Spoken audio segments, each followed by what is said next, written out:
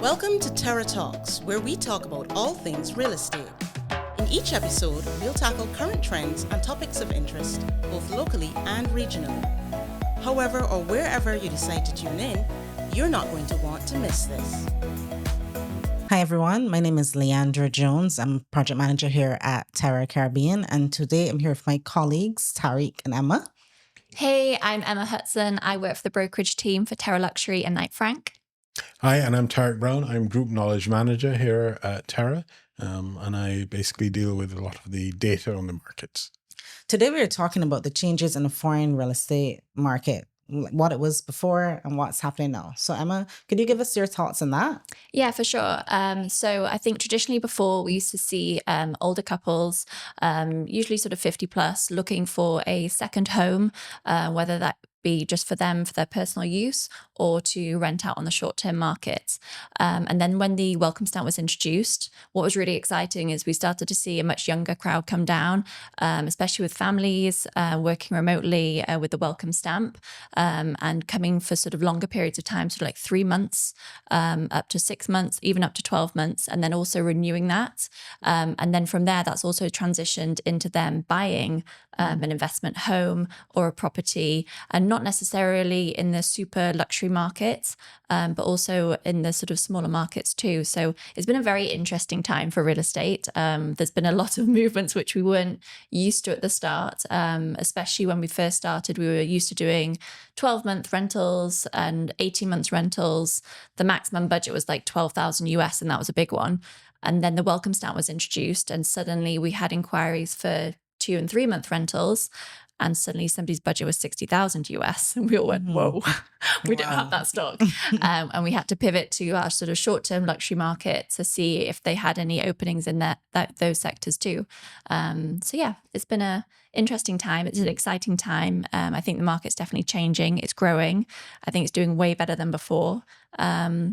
And I mean, even from the tourist stats, we're starting to see, I think it was in the first quarter of 2024, we had a 9% increase compared to 2019. That's huge for Barbados. Yeah, it's really interesting to see. And it's like you say, you really see in the data, in terms of length of stay and like you mentioned, the medium term rentals, as opposed to sort of that bridge between short term vacation rentals and the long term rentals. Yeah. These welcome stampers coming in. And it's definitely a case of, traditionally, there was a lot of demand on beachfront, and there still is. But what you're seeing, and I guess, Leandra, you would have seen this in your projects, these foreign investors are coming in now looking at buying in what would traditionally be Barbadian-dominated areas, things like the projects like Coverley, like Atlantic Breeze, those projects that we talk about. Definitely, I'm seeing that a lot. And it's because I think they're more comfortable in Barbados, and it's really like a second home. So persons are coming here now and it's like, okay, I want a community. I have friends here. So they're staying in places like, as you mentioned, Coverley, and we have the residence of Coverley launching soon, and I will share more details on that. But even that project, is we've already started to see significant interest, and we haven't even launched as yet. Yeah. I mean, look how well Coral Beach did really quickly. Yeah. And that was a complete mix of foreigners and local Barbadians buying in that sector too. Yeah. And that was just across the beach. And the price point was around 350 US up to sort of like 400 US. And now it's increased, and we've got resales, and we can't keep up with the demand. So and we're launching other condominiums as well too. So cool. Yeah, so we're gonna have some on the West Coast as well, and the smaller condominiums like that as well. So like 20, 24 units, 20s. So that is also something I find persons are snatching up quickly. Yeah. We've also seen some really almost micro developments, for want of a better word, developments with 4 units and 2 units even. One Queen Street in Speightstown is a good example. Really well placed, well designed, and compact. And it's a case of design and built for a purpose, and the market responded well to them. Yeah, I mean, Azuro and Sorrento sold out within 2 twos. I think most of Azuro sold out before we could even get our hands on it as a listing agent. And then we've now just actually listed Porter's Place Apartments. And those are, like you said, it's a boutique development. There's only 4 units, building with renowned developers. And it's a price point which is under $1 million US. And I think that's where the market is for especially some of the younger generations looking to potentially buy in Barbados and make it a second home. They don't want that extravagant, sort of like 3 million and up investment. They want something that's an easier one for them. And then the fact that they can also get, financing here, US dollar financing as well, and potentially move their company down for corporation tax is an exciting time. And I think that off-beach element, we've seen this new buyer being willing to go further and further afield. So Emma mentioned a few of some developments on the West Coast that are what we call the other side of the road. So if Barbados, the highway goes up the coast, and traditionally beachfront, very high demand still, people want to walk out their house and onto the beach. But people also realizing from a practical point of view, if you are the other side of Highway 1, you've got maybe a 5-10 minute walk max to the beach, and it's the same beach as the beachfront. So, and then you have people who are going further inland who are looking for, like you say, communities, things with amenities, Coverley being popular with not only the students, but also, like you say, some of these welcome stampers, but Coverley is in demand. So we're launching potentially the new Coverley that you're talking about. Yeah, but land as well. We are seeing persons also purchasing. So we recently launched Sunset Views, and this is in St. Thomas, but it's really nice. You can still see some West Coast views, but you also get the benefit of country views as well. Nice. And we launched 58 units. We're now down to just over 40. That's amazing. And seeing significant interest from a diverse set of persons also saying, we can build and get what we want. Yeah, I like Sunset Views. Yeah. It's like you say, it's in the title. The views it sounds like a cliche, but at sunset, the views from up there are stunning. Amazing. Photography is one of my hobbies, and I have a lovely panorama from up there at sunset. You're seeing the sunset over the Caribbean Sea, and the breezes are blowing, and it is not the traditional, again, to harp on about it, the beachfront thing that's sold, but it is still an attractive part of Barbados. I think one of the advantages of having these younger people come in is they do want a bit more room, necessarily maybe for their kids and stuff like that. They're spending more time in Barbados, so they're getting to know these places. We Bajans do say about traffic and things like that, but when you come from overseas and you're used to a 2-hour commute, it's nothing. Nowhere in Barbados is far, and these people realize that. And when you're the Sunset Views in particular, it's a short hop down to the West Coast. It's 7 minutes to Whole Town. Yeah, exactly. It's just well placed, and people are realizing that. And then, like we say, Coverley has all those amenities. Atlantic Breeze is down there. If you're a surfer or a windsurfer, it is prime access to the South Coast down there, and it's great that people are recognizing there's more to Barbados than the beach. And I think with the projects we have, we're well equipped to service everything between Emma and her team on the luxury end, and then projects if you want to be something more traditionally Bajan also. Yeah, I think Barbados has been reignited in its interest, which is really exciting. I think more younger people, sort of like the 40 and unders, when I'm saying younger, that's no disrespect to anybody that's older than 40, but I think it's reignited that, there is Barbados to go and travel, because everybody now wants to travel, and Barbados is now back on the map, not just for the parents and grandparents generation, but for the younger crowd. I'm excited to see what happens in the future. It's interesting that you say back on the map, because you talked about tourism stats earlier. And one of the things we saw that was after sort of 2021, which is the low point in the market where we lost maybe 80-90% of tourism arrivals. When in terms of my data, when I look at it, it's like a red line on there, literally. Not good. Not good. But after that red line, you start to see the UK bounce back really quickly, which you'd expect. We have a lot of legacy ties with the UK. Barbados, I think, is synonymous in the UK with a certain high-end Caribbean holiday. I'm going to Barbados is like a status thing.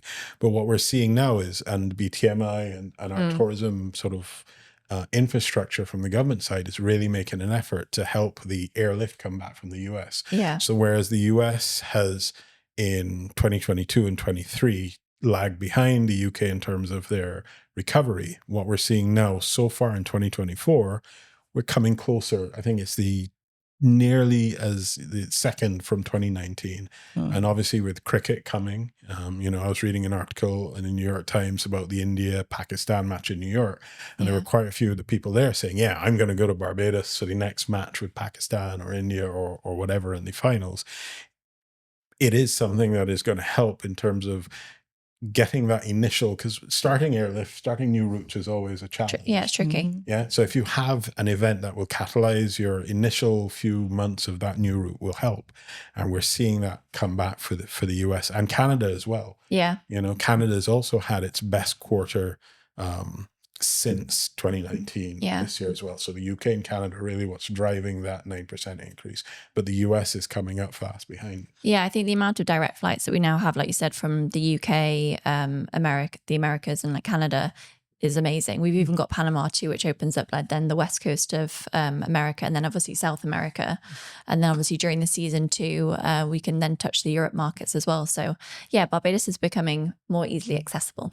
But do you see any significant increase in other countries besides our traditional market? Well, one of the surprising sort of stats from the Welcome Stamp was when you look at the number of applicants by country, the third highest proportion of applicants was actually from Nigeria. Which is not something you would expect traditionally. I'd have lost money. Ghana, which is a market that is of interest to some of us.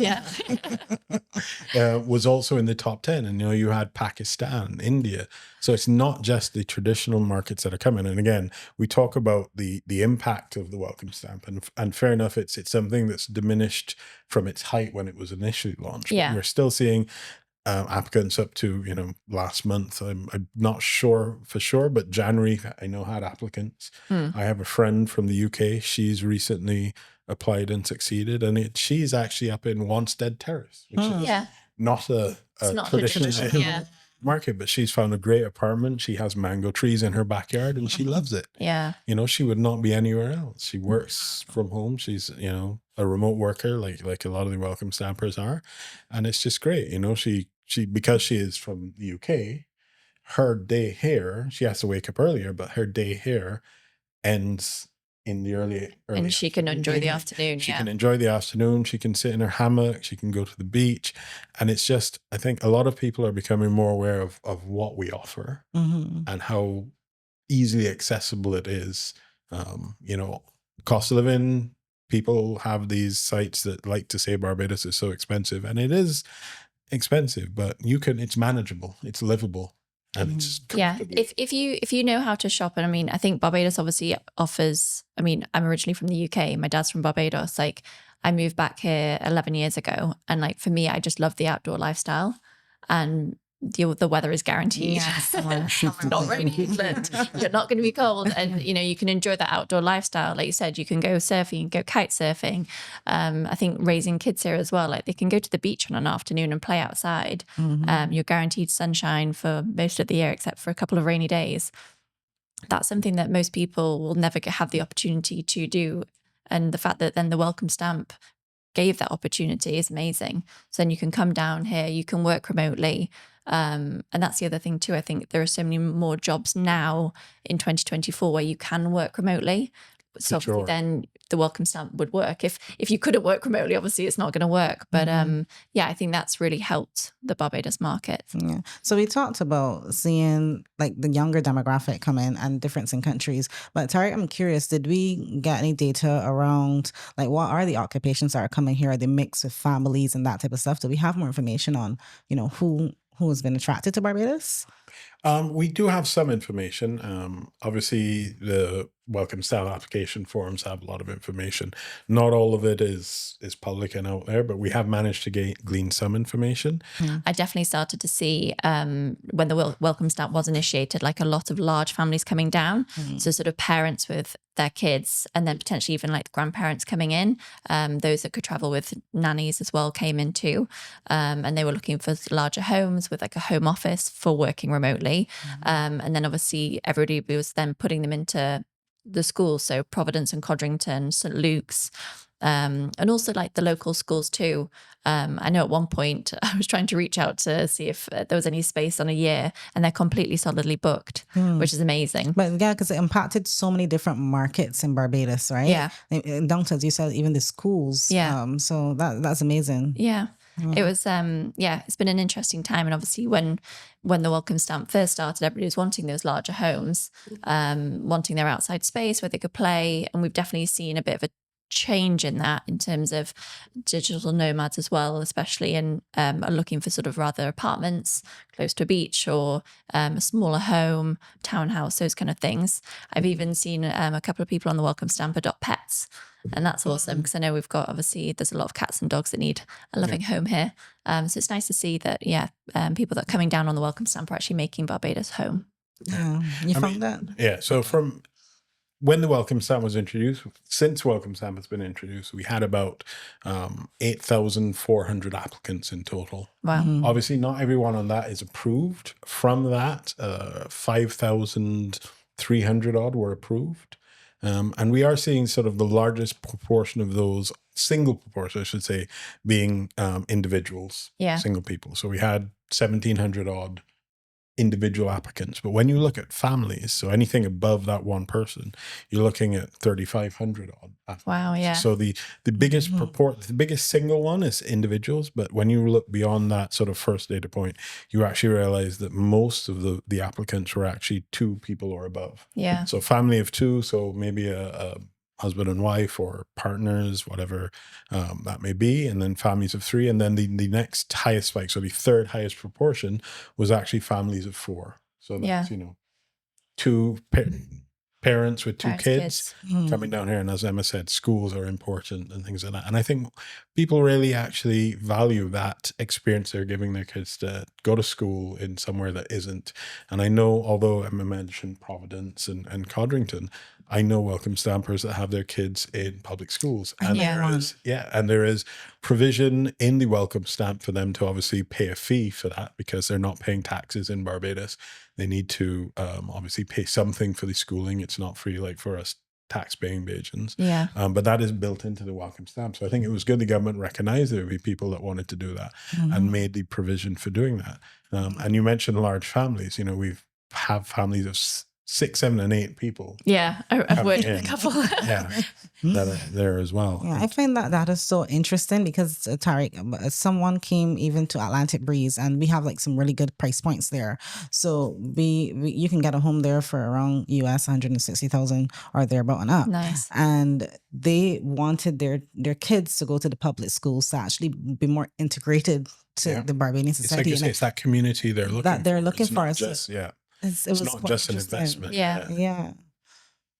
And then from an investment perspective, though, I don't know if you want to speak on any returns that you see, because I know, for example, in COVID, we see about 5+% return, and we expect to see some good returns as well when we launch your residences at Covely. What have you seen in the investment market for persons coming here? So I mean, in terms of people that have come down on the Welcome Stamp, obviously the rental market went bonkers, and we were utterly inundated with rental requests. And like I said, like normally it was a long-term rental that we were doing, and suddenly we had mid-term rentals, and we weren't used to doing those. Our landlords weren't used to doing those. We really had to quickly pivot and understand that market, and I think we did that really well. And since then, obviously with the introduction of like Ross University too, plus the Welcome Stamp, plus just you and I wanting a rental, it's our rental market stock is constantly in demand. The demand completely outweighs our supply. So it's become a very much more competitive market. I know at one point sort of rental rates were up by about 22%. I don't know what they are today. I could ask our knowledge man to my left to find out, but that's really sort of pushed rental markets. And of course, our landlords are happy. But also then recently, one of my colleagues and myself have had somebody that couldn't actually find the rental that they were looking for. And they just went, do you know what? Well, we're going to be here for like 3 or 4 years anyway. We're going to buy. So we're starting to see that transition. And then those that have come down on the Welcome Stamp in the past may not actually now be on the Welcome Stamp, and might have actually gone back to where they originally came down from. But they're now looking to come back and then invest in Barbados, which is super exciting for us. And just sort of have that still piece of Barbados, even though they don't want to be here on the Welcome Stamp anymore. They're then going, actually, but we still want, to have a foot in the door with Barbados and have a bit of the rock to call home. Yeah, it's interesting though how this program has so many changes on the market. When you have good programs, what it can do. I think when you look at the Welcome Stamp in isolation, you might say, well, okay, it's a short-term bump. But I think what it's done for the profile of Barbados, and like Emma says, people come on the welcome stamp, they get accustomed to Barbados, they like what Barbados is in terms of the community, and they want to have Barbados as part of their life going forward after the whole welcome stamp thing is done. And I think that's been very key to a lot of what we've seen in terms of potentially the tourism bump, as well as it's just the profile of Barbados, I think, has come out of post 2021 quite well. Even little things that we did during that period, like things like having a lot of the cruise ships, while they were waiting for things to be sorted out, so they were here. I have a picture of 6 cruise ships in Carlisle Bay and things like that. There was a lot of goodwill generated for the island with a lot of the things we did. And, not everything was done perfectly. I'm sure there are people who will still have issues with what was done. And I don't want to say we were great. This was such useful information. And Tarik, if persons want to go find out more information, anywhere that they can find the information? Well, everything from the tourism stats to market commentary to articles about buying processes in Barbados and the rest of the Caribbean. We have terrared.com, which has content not only from Barbados, but from our regional partners as well in St. Lucia, Trinidad, and Grenada. And it's just a great repository of information. So terrared.com is where I point people to. Awesome. And if you guys are interested in buying real estate in Barbados or looking for a long-term or mid-term rental, even a short-term one too, please feel free to reach out to us. You can have a look at terracaribbean.com or terraluxury.com, or feel free to reach out to one of the agents on our team. My personal handle is on Instagram, and that's Emma L. Hudson. So please feel free to give me a follow.